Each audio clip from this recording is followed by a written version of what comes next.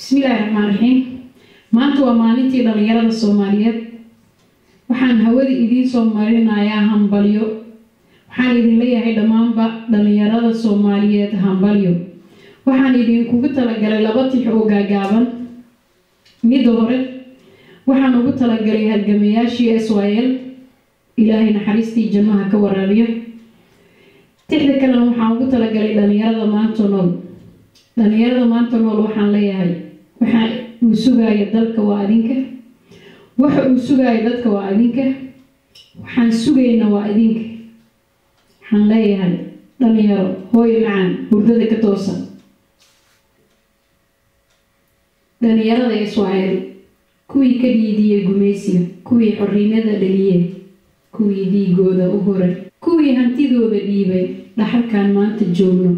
dhalinyaradii u istaagay dad in loo xasuusto dhallaankeena u sheegno dhibaatada ay u mareen calankan dhisan maanta dheeldheel inuu ku imaanay. dhalinyara u dhaqaaqday dhiigooda ugu daatay dhibkii dalka haystay daraar inay ka baxshaan dhaartoodii ka rumeeyay dhaliyay guushan maanta joogno.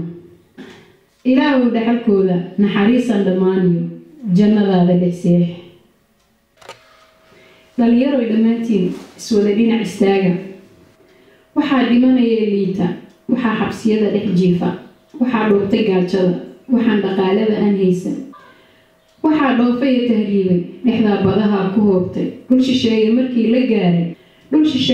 la gaaray kuwaa dhibanee takooran dhigood aqoontuu dhiganayo kuwan haysanee la dhagraayo dhinacna kuwan ku badbaadin dhalinyaradeenni weeye. dhaxalkii dhulka hooyo haddii aan dhowriba weyno dhexdooda qabiil aan dhigayno xumaan dhegahooda barayno dhalanteed aan runi moodno waxaa keliya dhidhinteedu dharaartan aan la hadlayaa dhalinyaradii dhagax qaaday dharaartii dhabta joogtay dhulkeennii xoreeyey dhigoodii kuwa haatan